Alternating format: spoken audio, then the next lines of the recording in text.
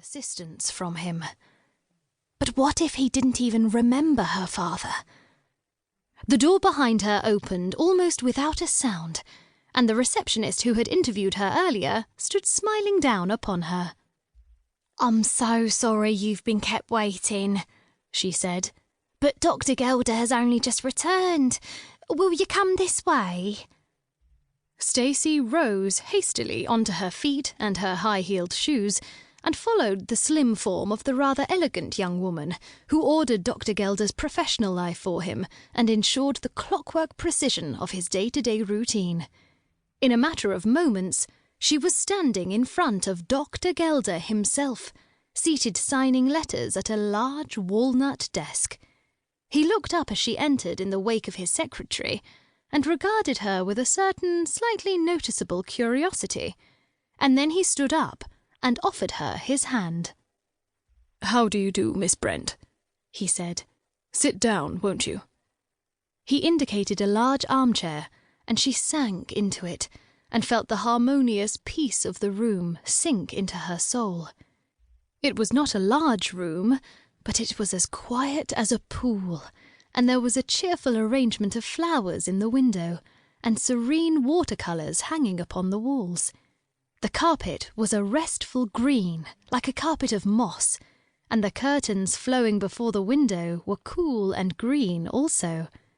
All very still and tranquil, and somehow reassuring. "A cigarette?" he inquired, and passed her a silver box. Stacey accepted the cigarette thankfully, although she was by no means an inveterate smoker, and then she sat down, trying not to stare at him in astonishment, for he was not in the very least like what she had expected. He was much younger, for one thing, and he looked very lean and fit in a dark blue lounge suit.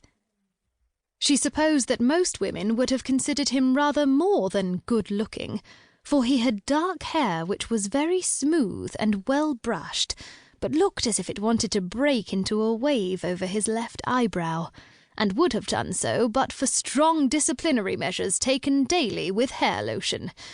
And his eyes had a kind of Irish greyness behind almost feminine eyelashes. But there was nothing feminine about the hard line of his chin and jaw, and his mouth was a little uncompromising, except when he smiled. And when he smiled, he did so in a faintly one-sided fashion, which was curiously attractive, and the shrewd look in his eyes turned to one of slightly quizzical humour, although it was quite a kindly humour as well. He smiled now as he picked up the letter she had sent him from Herefordshire, and which he had removed from a drawer, and studied it for a moment before looking at her steadily. "So you are Colin Brent's daughter?" She nodded, feeling suddenly rather shy, and a little appalled by the liberty she had taken in writing to him. "I remember your father well," he assured her. "He was a grand chap." He paused. "I owe a lot to him." A sensation of tremendous relief welled over her. "Daddy always said he owed a lot to you," she informed him, in her soft, shy voice, "and that humanity would owe a great deal more to you one day, when you'd proved yourself." She cast a swift glance around the room, as if there was no doubt at all in her mind that that day had already arrived, and the little gleam of admiration in her eyes was a schoolgirl's ready appreciation of the brilliance which had got to the top. "Poor old Daddy always knew his own limitations, but then he was handicapped by ill health himself. He never had much of a chance." "But he worked hard all his days, like his father before him, and left a great gap, which it will not be easy to fill, when he died." "I know," he said, and the understanding in his voice warmed her heart, and that ridiculous film of moisture crept up over her eyes again, and actually brimmed over onto her lashes. She gulped a little.